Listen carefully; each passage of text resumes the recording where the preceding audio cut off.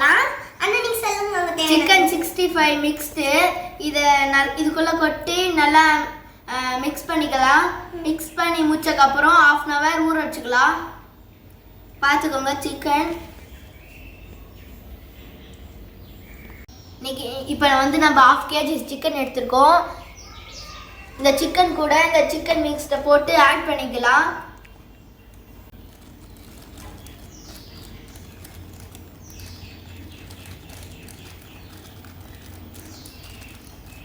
நம்ம பார்க்கும்போது சால்ட் மாதிரியே இருக்குங்க.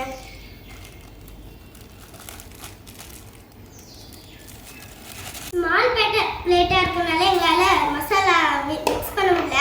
ஆனால் நாங்கள் பெரிய பிளேட் எடுத்து மிக்ஸ் பண்ணிட்டு இருக்கோம். எங்கள் அண்ணா மிக்ஸ் பண்ணிட்டு இருக்காங்க. எவ்வளோ அழகாக மிக்ஸ் பண்ணுறாங்க பாருங்களேன்.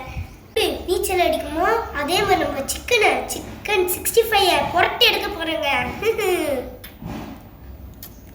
எங்கள் அண்ணா மிக்ஸ் பண்ணுறதுக்குள்ளேயே நாளைக்குள்ள விடிஞ்சு போயிடுங்க.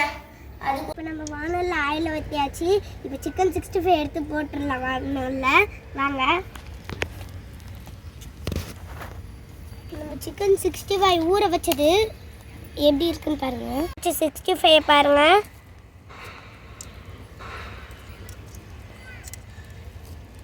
எண்ணெய் சூடாயிடுச்சு. நம்ம இந்த சிக்கனை எடுத்து நம்ம எண்ணெயில் போட்டுக்கலாம்.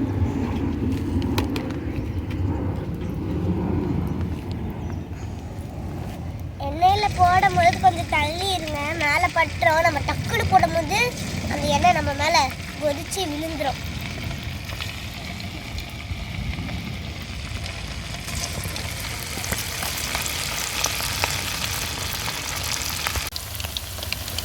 நம்மள சிக்கன் 65 நல்லா வெந்துட்டுருக்கு. இப்போ நம்ம சிக்கன் 65 கிண்டி விட்டுக்கலாம். நல்லா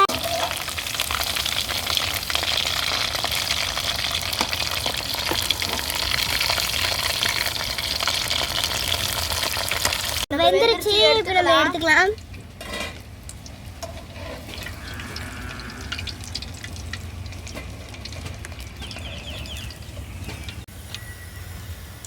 நம்மளோட சிக்கன் பக்கோடா பாருங்க எப்படி அழகா வெந்திருக்கு.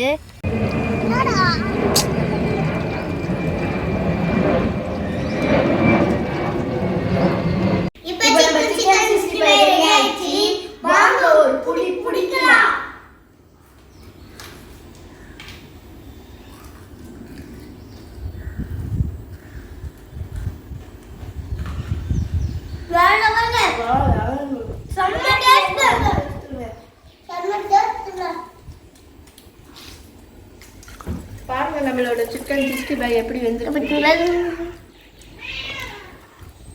நம்ம கருவேப்பிலை எண்ணெயில பொரிச்சதை எடுத்து நம்ம சிக்கன் கூட டேஸ்ட் பண்ணி சாப்பிடலாம். வாங்க பார்க்கலாம் எப்படி இருக்குன்னு.